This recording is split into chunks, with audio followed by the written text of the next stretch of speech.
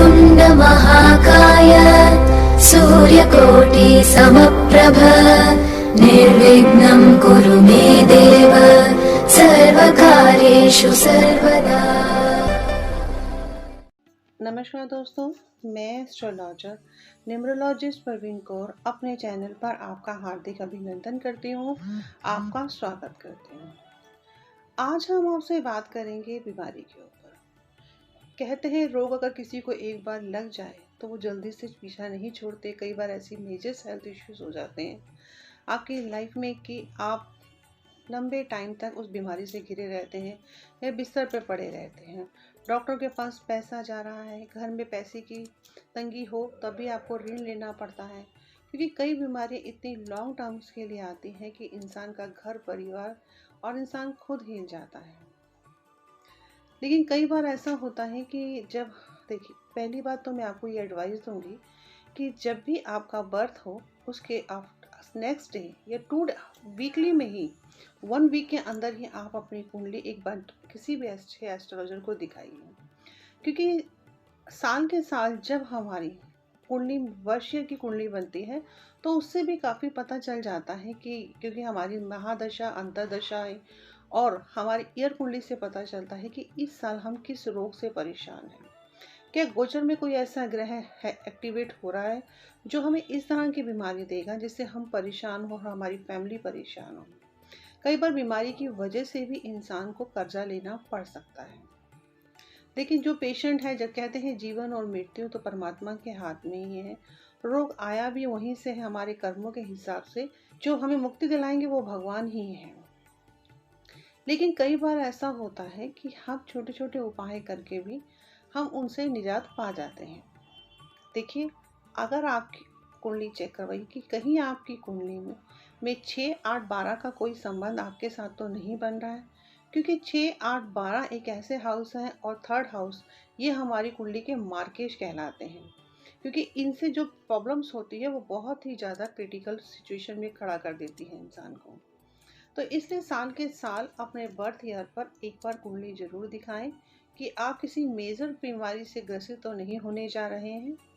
चलिए, आज मैं आपको बताती हूँ कि कई बार छोटे छोटे उपाय करने से भी कुछ भगवान की कृपा हो साथ में हो तो इन बीमारियों से बहुत ही जल्दी निकला जाता है। देखिए, अगर आपके घर में कोई भी पेशेंट लॉन्ग टाइम से बीमार है और आपके घर से बीमारी नहीं निकल रही है तो आप ऐसा कीजिए कि घर के जितने मेंबर्स हैं उनको काउंट कर लीजिए और अपने आपके घर में 1 महीने के अंदर कितने गेस्ट आते हैं उनका टोटल कर लीजिए। घर फैमिली मेंबर्स का, घर में आने वाले 1 महीने के अंदर जितने भी गेस्ट आ रहे हैं उनका टोटल करके आप तंदूर में बनी हुई रोटियां गरीबों को खिलाएं।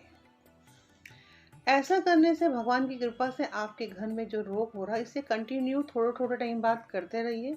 देखिए, कुछ ना कुछ भगवान की कृपा आप पे बनेगी, आपके घर में जो बीमारी है उससे आपको निजात मिलनी शुरू हो जाएगी। और कहते हैं कि जीवन और मृत्यु की जो कहानी होती है वो शमशान घाट से शुरू होती है।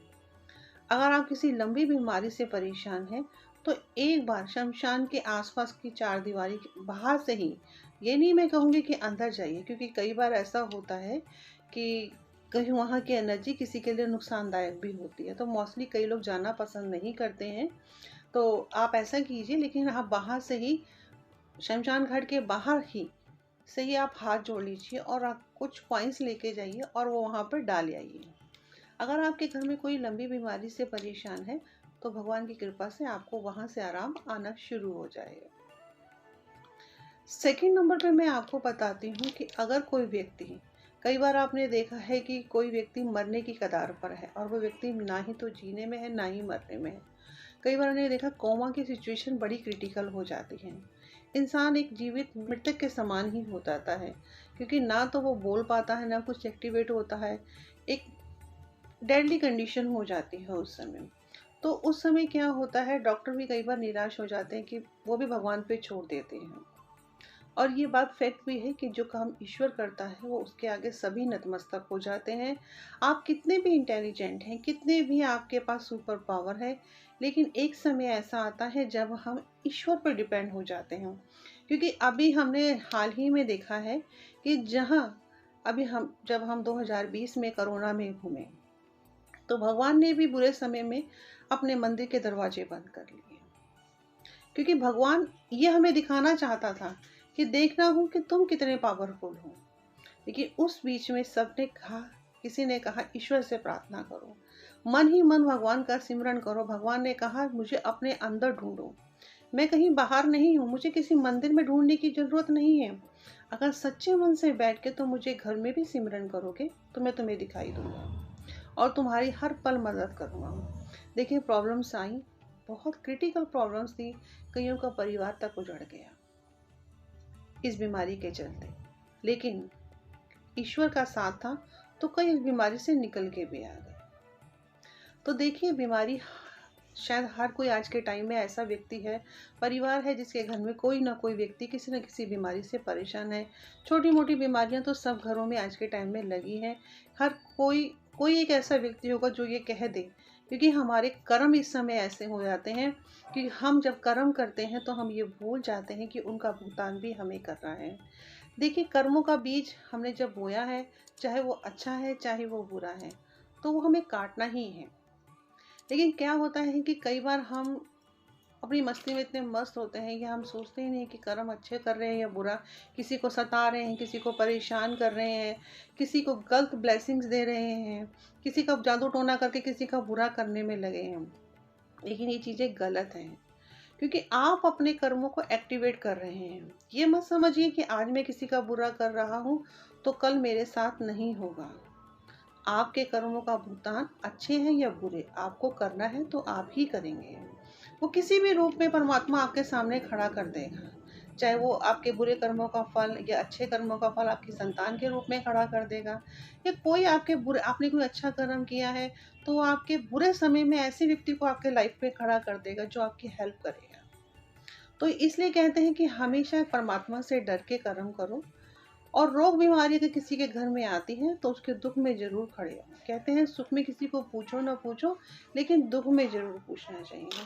और मैं तो कहती हूँ परमात्मा किसी के घर में भी दुख बीमारी ना आए। अगर कोई व्यक्ति लंबे टाइम से बीमार है और कोमा में है और डॉक्टर भी वहाँ से उससे निराश हो चुके हैं कि अब भगवान ही देखे, तो ऐसे में आप क्या करें, उस रोगी व्यक्ति के वस्त्रों को लें, उसके जो पहने हुए कपड़े हैं उन्हें लें और उन कपड़ों को किसी काले धागे के साथ बांध दें।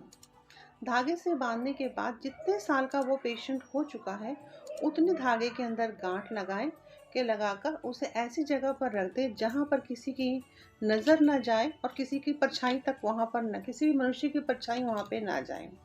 घर के किसी भी ऐसे कोने अंधेर कोठरी में डाल दीजिए चाहे उसके कपड़े, तो देखेंगे धीरे धीरे थोड़ा थोड़ा फर्क पड़ना शुरू हो जाएगा।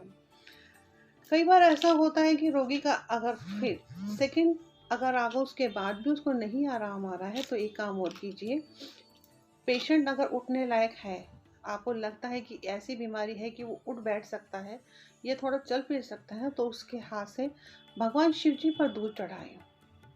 और वो दूध एक जलहरी होती है जिससे जल चढ़ाया जाता है भगवान शिव पे, उस जलहरी से वो दूध भगवान शिव पे अर्पण करें और वो दूध भी उस जलहरी के अंदर ही ले।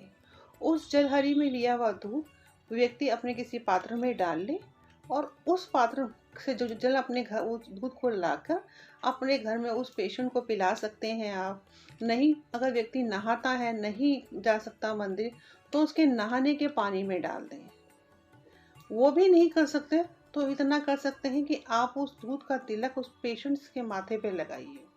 देखिए, भगवान ने जहाँ, भोलेनाथ ने चाहा तो बहुत जल्दी बीमारी से आपको रिलीफ मिलना शुरू हो जाएगा। क्योंकि बीमारी भोलेनाथ के चरणों में, कोई भी बीमारी हो, अगर आपको लगता है कि लॉन्ग टाइम से आप बीमार हैं और आप दवाइयों से आपको नहीं आराम आ रहा, तो आप अपनी जो दवाइयाँ हैं, जो रूटीन में दवाइयाँ खाते हैं, वो सारी दवाइयाँ इकट्ठी कीजिए और सोमवार के दिन भोलेनाथ के चरणों में रख आइए। उसके बाद नई दवाइयाँ लाइए और उन दवाइयों को खाना शुरू कीजिए। देखिए, आपको धीरे धीरे फर्क पड़ना शुरू हो जाएगा। अब मैं आपको बता दी हूँ, अगर किसी बच्चे की माँ बहुत टाइम तक, क्योंकि लेडीज़ अगर घर में बीमार हो जाती है तो पूरा घर ही डिस्टर्ब हो जाता है। अगर किसी बच्चे की माँ काफ़ी लॉन्ग टाइम से बीमार है तो वो बच्चा क्या कर सकता है, आप एक सफ़ेद रंग का फूल ले और उसको अपनी माँ के ऊपर से वारे और बहते हुए जल में डाल दें। यह काम उसको 40 डेज तक करना है और वो नारियल ले और वो भी उनके ऊपर से 7 बार उतार कर माता काली को समर्पित करें। ये नारियल आपको 11 दिन करना है और सफ़ेद फूल का जो काम है जलते हुए पानी में डालना है वो आपको 45 डेज डालना है। देखिए धीरे धीरे बच्चे की माँ की हेल्थ में जो इश्यूज़ हैं वो ठीक होने शुरू हो जाएंगे, क्योंकि घर में कोई बीमार होता है तो पूरा घर ही डिस्टर्ब हो जाता है, फाइनेंशियली प्रॉब्लम आ जाती है, पूरे घर की व्यवस्था खराब होनी शुरू हो जाती है। जो पेशेंट है वो तो परेशान है ही, साथ में जो लोग उसके साथ हैं, फैमिलीज़ के मेंबर्स हैं, वो लोग भी परेशान हो जाते हैं। क्योंकि मैं तो कहती हूँ भगवान साथ दुश्मन हो उसके घर भी कभी बीमारी ना आए। सब लोग परमात्मा की कृपा से हंसते खेलते रहें, क्योंकि चेहरे पर एक खुशी होनी चाहिए। क्योंकि आप मुस्कुराएंगे तभी तो, अगर आप खुश रहेंगे, अगर घर की स्त्री खुश रहती है तो कहते हैं कि शुक्र अच्छा होता है। तो जितना घर की शुक्र अच्छा होता है तो घर में सुख समृद्धि आनी शुरू हो जाती है। तो इसलिए मैं स्पेशली लेडीज़ के लिए भी ये कहती हूँ कि हमेशा खुश रहिए। आप खाना बनाती हैं तो खुश होकर बनाइए, क्योंकि अगर आप, चाहे वो कोई भी है, वो मैं हूँ चाहे आप हैं चाहे कोई भी, अगर हम, क्योंकि घर की लेडीज़ क्या होती है, एक शुक्र का काम करती है। अगर घर में लेडीज़ ही 24 घंटे घर में कलेश रखती है, तू मैं होती है, तो उस घर में रोग ऋण बीमारी ये सब आना शुरू हो जाती है। और देखिए कुछ चीज़ें हमारे कर्मों के हिसाब से है, कर्मों का भोग सभी को भोगना है, मुझे भी और आपको भी। अगर आपकी कुंडली में एक बार साल में ज़रूर दिखाइए, ये मेरी आपसे एडवाइस है। आपको देना चाहती हूँ कि प्लीज़ अगर किसी के घर में कोई प्रॉब्लम्स है, कोई हेल्थ इश्यूज़ हैं, अगर हम इस लायक हैं कि हम आपकी हेल्प कर सकते हैं तो प्लीज़ हमें कॉल कीजिए। अगर आपको मेरा चैनल पसंद आता है तो प्लीज़ मेरे चैनल को लाइक कीजिए, शेयर कीजिए और सब्सक्राइब कीजिए। जय माता दी।